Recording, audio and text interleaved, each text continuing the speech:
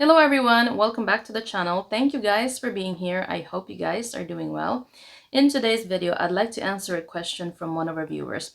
I was actually reminded of his question because of this very sad recent kidnapping incident of an American in Mindanao. So I thought this was a good time to answer this question. This viewer was asking about the relationship between Filipino Christians and Muslims in the Philippines. So I titled this video, Is there a divide between Christians and Muslims in the Philippines? Now, when it comes to the relationship between the civilians, both Christians and Muslims in the Philippines, this relationship is generally characterized by peaceful coexistence. In many areas, especially in the southern Philippines, there are communities where Christians and Muslims live together harmoniously, but it varies by region, okay? For example, Davao City is known to be a peaceful province city in the Mindanao region. Not only it is peaceful, it is also very urbanized, very developed. But other than that, I mean, there are other places. Siargao, for example, is also pretty nice. A lot of foreigners living there, visiting that parts of Mindanao. But there are some regions in that Mindanao area where you should really avoid, whether you're visiting or especially if you plan on, for example, if your Filipina fiance or wife is from that region, I would advise not to really settle in that place, to be very honest. A lot of Filipinos won't even really go and visit these regions. I'm talking specifically the Marawi city. You probably heard of what happened in that Marawi siege. Very bad.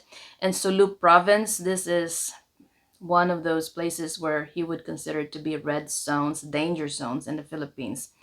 These regions, Marawi City and Sulu Province, where historical conflicts and socio-political issues have led to tensions between different religious and ethnic groups in the country. That's why maintaining peace in these parts of the region has always been a challenge for the Philippine government. And to maintain peace, not just in this region but the entire country, all responsible authorities must work to quell violent instability, which persists in pockets of the region. Now, there's a couple of reasons why peace and progress remains to be elusive in these parts of the Philippines. I'm going to go ahead and add my source in the screen if you like to go ahead and read the article yourself. So the first reason is that there's this long-running separatist struggle in the southern Philippines. Every now and then you would hear leaders in that region still wanting to separate from the rest of the country. Now, prior to Spanish conquest, the archipelago was a collection of diverse political entities.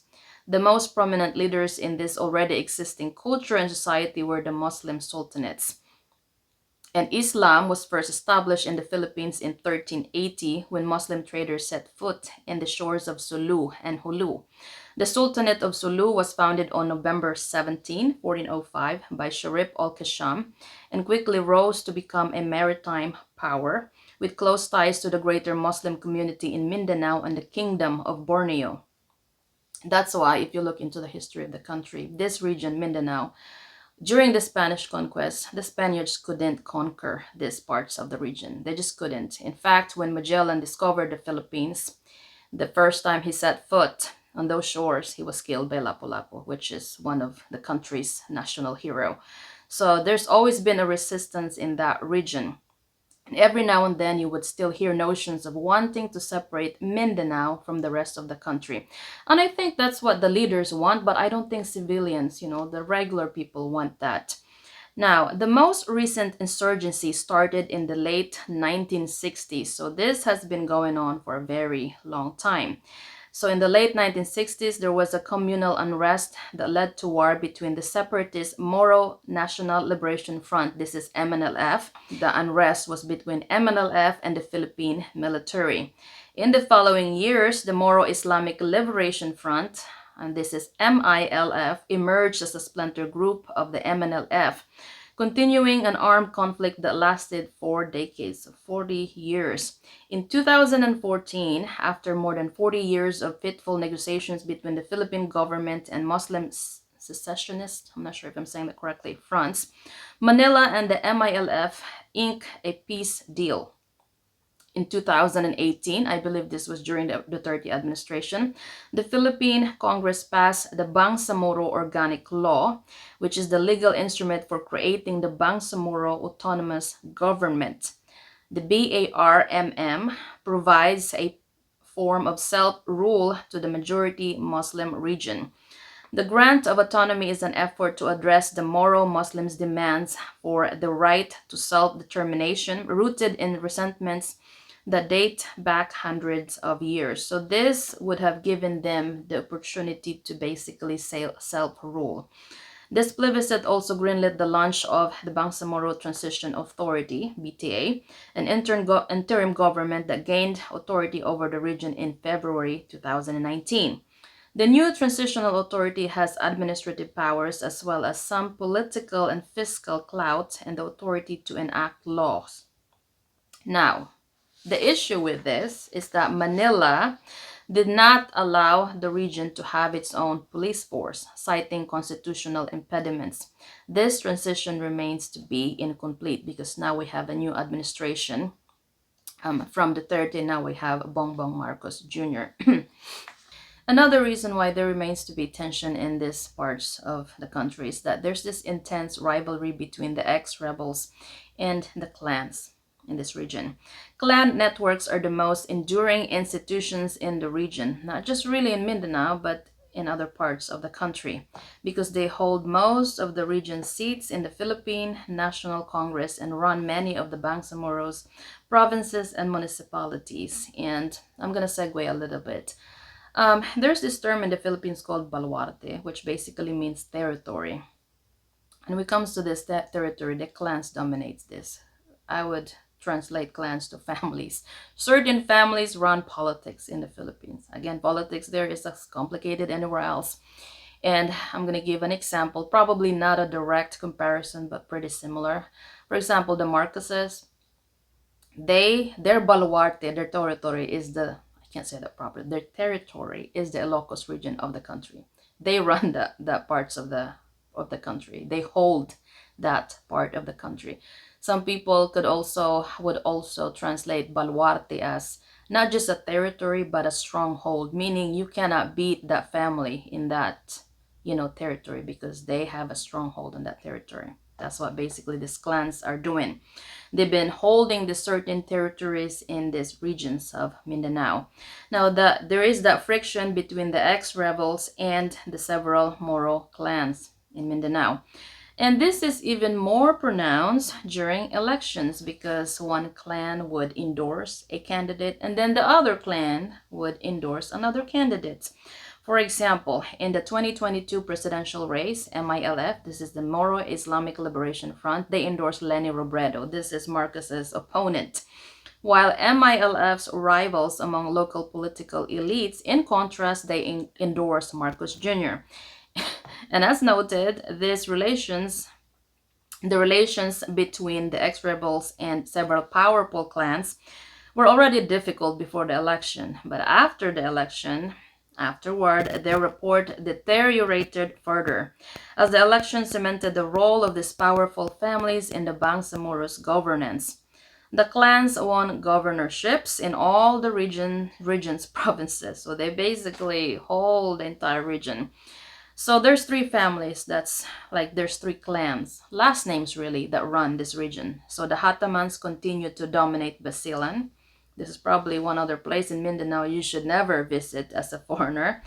The Alonto Adyongs, I'm not sure if I'm saying this clan names properly, but the Alonto Adyongs run Lanao del Sur. The Salis rule Tawi-Tawi, and in the Sulu archipelago, another place you should never visit, at least in my opinion. Now, the archipelago of Sulu, the Tans remains firmly in control. So those are the clans that's been in control of those regions. And those clans have this conflict with the ex-rebels that also want to govern that region. All right, the next reason why there remains to be a lot of conflict in that region is that, and I think this is one that's actually more concerning than the first two, because at least those groups, the rebels, ex-rebels, the clans, they want to make a peace deal with the government, the Philippine government. But this one is something else. These are the groups outside of the peace process. And as I've mentioned, this is somewhat more concerning for the region's stability because the presence of these militant groups fall outside the peace process. These groups may have reached the apex of their influence in 2017 when a coalition of the Abu Sayyaf and Mote groups, which had assembled a force that included foreign fighters, launched an assault on Marawi, the Philippines' largest majority Muslim city. Fighting between the militants and the government persisted for 5 months before Manila reestablished control. You've probably seen this on the news, but this was pretty bad. Actually, this was during the Duterte administration. And Duterte has done a lot of bad for the country, but that's probably one good thing that he's done for the country. Because if they weren't able, if the Philippine government were not able to like control that, that would have been bad. Because they have direct connection to those jihadists that's also connected to the Middle East. Actually, yeah, it's a pretty big terrorist group in there. All right, let's move on to the next reason why there remains to be a lot of conflict and tension in that region. The next one is that this is probably one core reason why there's a lot of problems going on in that region. Politics lie at the heart of many conflicts. A common thread in many of these disputes is local political conflict. Local communal violence, political competition, and land-related disputes pose an even more pressing threat to regional stability. According to crisis group data, at least 23 intramural clashes occurred in Bangsamoro between July 2022 and April 2023, leading to at least 90 fatalities and 40 injuries. So everybody wants to govern, that region, and everybody wants to be the leader. So you have the clans fighting who's going to be in control. You've got the rebels, the ex-rebels, and then you have a lot of this. You also have an element of terrorist groups that also wants to be in control of that region. All right, the last reason why there's remains to be a lot of conflict and peace and progress remains to be elusive in that part of the region is that there's a lot of land conflict between Muslims, between the clans, and also between Muslims and Christians settling in that region. Now, if you look into Mindanao, it is just such a big, big part of the country. It's so sad that there's that conflict's been ongoing for so long because this part of the Philippines is very rich in resources. They have very fertile land. It's not just their land, even the surrounding seas, very rich in, just very rich in natural resources. And they have some of the most beautiful places you'll find in the Philippines. You think Boracay is beautiful? I mean, someone actually posted a picture of this beautiful beach in Basilan, and I was like, wow, absolutely gorgeous. But you look into the comments of people, Filipinos even say, I would never visit the place because of how dangerous it is. There's a lot of kidnap for ransom in that area. So it's just so sad because if you think about it, well, at least as a Filipino, I think majority of the civilian population just want to live in peace. All right, let's talk about Elliot Eastman. This is that American that was kidnapped in Mindanao. When I first saw this news, my first reaction was, oh, this is not good. I hope and pray that they rescue him, but this is going to be a very difficult ordeal. Very sad news for a lot of foreigners and Filipinos, not just in the Philippines, but overseas. When Filipinos see news like this, we feel very saddened by this news because not only it makes the country looks bad, but of course, a lot of us want the country to get better. And one of the biggest source of economy for the country is tourism. And news like this doesn't look good for the country, and it scares a lot of those who may be planning to visit the country, because the first reaction of a lot of foreign countries is to basically put certain places in the Philippines in high alert. And I think, for good reasons. In fact, I was so surprised when I found out that he lives in Zamboanga del Norte. And I thought, why? I mean, foreigners, this is not a safe place to even visit. The fact that he lives there, very gutsy of him, but it's not good. All right, so I think Tim K actually have made several videos on this, providing information and updates on this. I'm following this this case, whatever updates they had, because I really hope and pray that they rescue him. It's going to be a difficult ordeal for Philippine military, but I hope they do find him.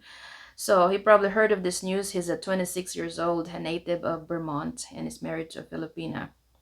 Apparently, he was shot twice in the leg when he was kidnapped on October 18 by the four gunmen who posed as anti-narcotics police in Sitio Tongawan, Barangay Poblacion, Sibuco, a town in the southern province of Zamboanga del Norte.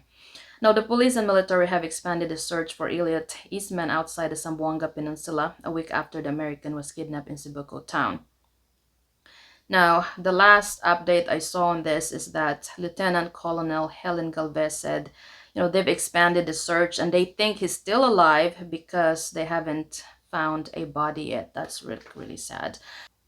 Now, the latest update on this one is a bit shocking because initially they thought this was a case of kidnap or ransom. Maybe there's some elements of maybe a terrorist group kidnapping him for that specifically, kidnap or ransom. But looks like there's more to this story. According to this one, this is very October 30, 2024. Like the very recent update that I found is that three arrested over the kidnapping of a newlywed American YouTuber in the Philippines. Um, Elliot Eastman, he's married to a Filipino Muslim living in Mindanao, and he lives with her and her family. Now they're saying that this kidnapping might be a possible love triangle. Three people have been arrested over the kidnapping of still missing newlywed American YouTuber Elliot Eastman in the Philippines, which police now believe may have been a part of a violent love triangle. Now this is a new twist to the story. The arrest came as the FBI has joined the hunt for the 26-year-old Vermont native who was ambushed from his in-laws' home in Sibuco, a coastal town on the island of Mindanao, on October 17. Sadly, this is according to Philippine National Police, they still don't have any proof of life. And they think he's still alive because they haven't found a body. That's just so sad. Now, if he was shot and he's wounded and they're moving him from one island to another, a lot of these islands are uninhabited, very jungly. I'm not sure if that's the word, foresty. The possibility of infection, that's probably what's going to kill him. Let's hope and pray that they rescue him. This is one of those things you got to be careful if you live in the Philippines. Cases like this can be very complicated. Yeah, very sad news. I was talking to a friend about this and she said, yeah, this is very sad. Let's hope that they find him. I mean, again, according to Philippine National Police, they haven't found a body, and that's one angle they're looking at, that he might still be alive because of that. Very sad. All right, so if you have any comments, you're more than welcome to share in my comment section below. I thank you for watching. I'll see you guys in my next one. Bye, everyone.